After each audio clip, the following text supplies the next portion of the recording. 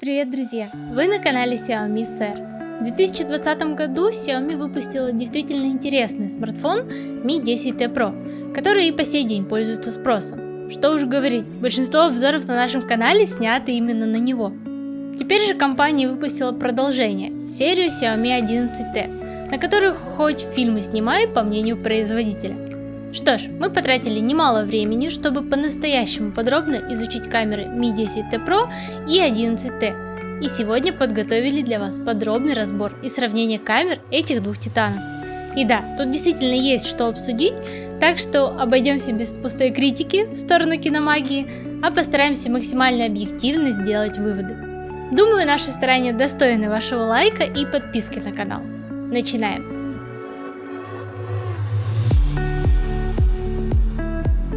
В целом набор у наших испытуемых на цифрах практически не отличается. Оба смартфона имеют основной модуль на 108 мегапикселей, правда в новинке он оказался таким же, как и у бюджетного Redmi Note 10 Pro, что сразу настораживает.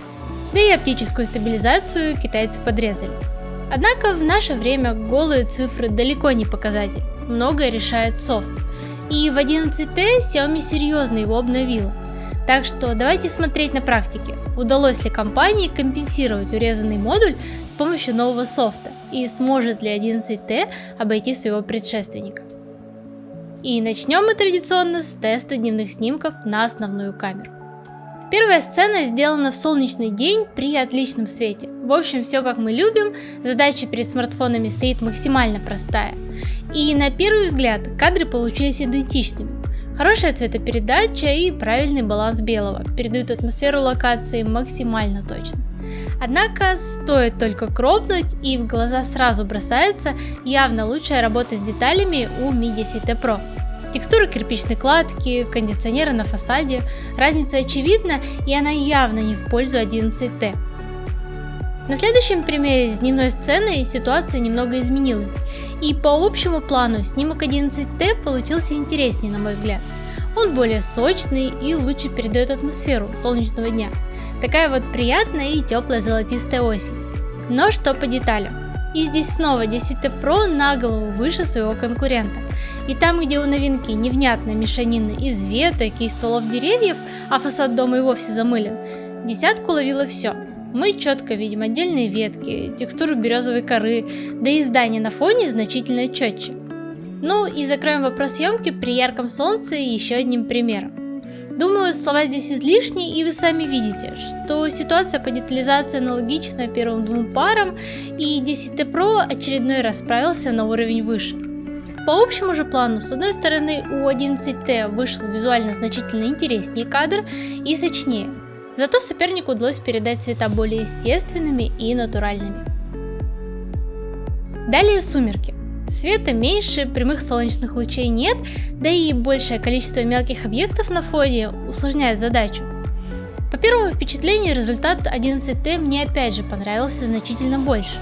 Фото более контрастное, насыщенное, резкое и просто визуально приятное. Обновленные алгоритмы AI режима отлично себя показали, верно определили предмет съемки и программно доработали весь кадр. Но насколько сильно мне приглянулся общий план у нового флагмана, настолько же и разочаровал его кроп. Увы, но работа с деталями явно не сильная сторона 11T, уж очень много мелких моментов он упустил, начиная от красивого оформления колонн, заканчивая статуями на крыше. И самое время усложнить задачу и перейти к ночным снимкам. И на первой паре мы сразу видим результат работы обновленного ночного режима в 11T, который будто докручивает резкость и контрастность, благодаря чему на первый взгляд кадр получается более четким и сочным. Так что в общем плане снимок 11T выглядит интереснее, на мой взгляд. При кропе же уже традиционно ничего не меняется, и за счет большего размера модуля 10T Pro захватывает больше света и как следствие больше деталей. Например, те же надписи на здании вполне различимы, а вот у 11T на их месте просто сплошная мешанина. В следующем примере разница еще более наглядна, и здесь снова играют ключевую роль обновленные алгоритмы 11T. Атмосфера сцены, на мой взгляд, передана идеально. Яркие глубокие цвета, минимум шумов и отличная работа с тенями. Однозначно, мой фаворит в этом сравнении Xiaomi 11T, даже несмотря на то, что при увеличении ему не хватает четкости, в отличие от прошки, которая очередной раз за счет размера модуля поймала больше света и мелких деталей. Для большей же наглядности разницы в размере модулей предлагаю рассмотреть снимок, сделанный практически в полной темноте. И тут различия максимально очевидны, и даже обновленный софт 11T не вывозит. Так что в таких ситуациях решает именно размер модуля и его способность захватывать больше света. Ну что по специальному режиму 108 мегапикселей? Давайте смотреть. Сцену я выбрала сложную, и в идеале хотелось бы получить и красивый закат, и хорошо различимые дома. Но имеем мы по факту более контрастное и сочное небо у 11T, и в противовес этому явно светлее и четче дома у 10T Pro, что отчетливо видно на общем плане и при кропе. Там, где у новинки лишь черные силуэты домов, у прошки мы видим не только контуры, но и отдельные балконы и окна на фасадах. Тем не менее, алгоритмы 11T лучше справились с шумами. Далее предлагаю обратить наше внимание на дополнительные модули. И начнем мы с ультраширокоугольного объектива. В линейке 11T производитель решил снизить разрешение ультраширика с 13 до 8 мегапикселей, а также угол обзора со 123 до 120 градусов. Посмотрим, сказалось ли это на качестве снимков. По общему плану каких-либо критичных различий нет, разве что 11T немного перестарался по насыщенности, за счет чего безоблачное голубое небо потеряло свою однородность и стало каким-то пятнистым. Но самое интересное открывается перед нами даже при небольшом увеличении кадра. Китайцы явно что-то намудрили с софтом, вероятно желая программно добавить резкости кадру. И по итогу, там где у 10T Pro все детально и плавно, у 11T заметны ступенчатые переходы по контурам объектов. И такое положение вещей актуально для всех сделанных на этот модуль снимков. Так что ширик у 11T на контрасте с 10T Pro скорее разочаровывает. Перейдем к макросъемке. Несмотря на то, что оба смартфона оснащены 5-мегапиксельными модулями, результат выходит совершенно разный. Новинка способна фокусироваться на объекте на более близком расстоянии, за счет чего макрофото получаются по-настоящему интересные и детализированные. Снимки радуют как цветопередачей, так и глубиной резкости. И явно смотрятся более выигрышно на фоне возможностей Mi 10T Pro. За портретные снимки в первую очередь у нас отвечают, конечно же, алгоритмы обработки, которые здесь выдают разный результат. С одной стороны, 10T Pro делает более естественный в плане цветопередачи кадр, но с другой, достаточно агрессивно работает со сглаживанием кожи, а заодно замыливает и остальные текстуры. 11T в свою очередь лучше прорабатывает детали и точнее передает текстуру главного объекта съемки. Пару слов про селфи. И здесь снова производитель снизил разрешение с 20 до 16 мегапикселей. На деле оба смартфона делают приятные снимки с ожидаемо сглаженной кожей, и значимых различий только угол обзора. У 11T он явно больше, что однозначно придется по душе любителям поселфиться с друзьями. Перед тестом видео предлагаю подвести промежуточные итоги по тестам фото. В целом, несмотря на явный перевес в плане детализации у 10T Pro, возможностей камеры Xiaomi 11T достаточно для повседневного создания снимков в любых сценариях. В большинстве случаев смартфон выдает более интересные и красочные изображения, которые отлично подойдут для соцсетей, где детализация особой роли не играет и кропать сжатые фотки не имеет смысла. Если же перед вами стоят более профессиональные задачи, и вы планируете самостоятельно заниматься постобработкой, а также для вас критична детализация и естественная цветопередача, то 10T Pro с этим справится значительно лучше, по моему мнению.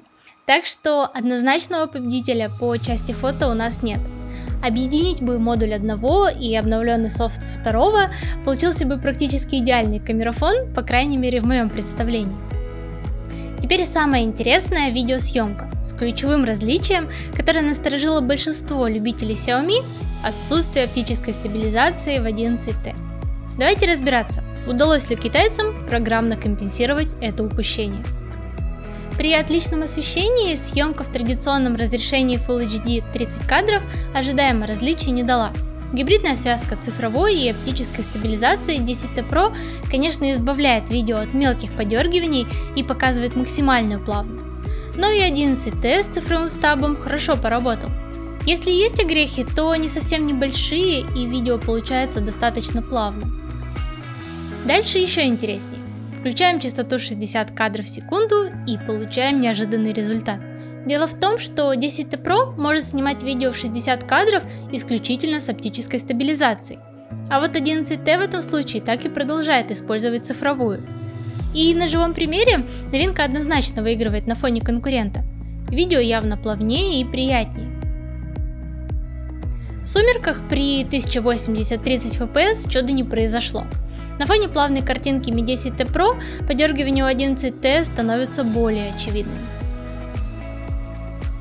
Но где мы реально в полной мере можем оценить гибридную стабилизацию у 10T Pro и все ее преимущества, так это в условиях недостаточной освещенности, а именно ночью.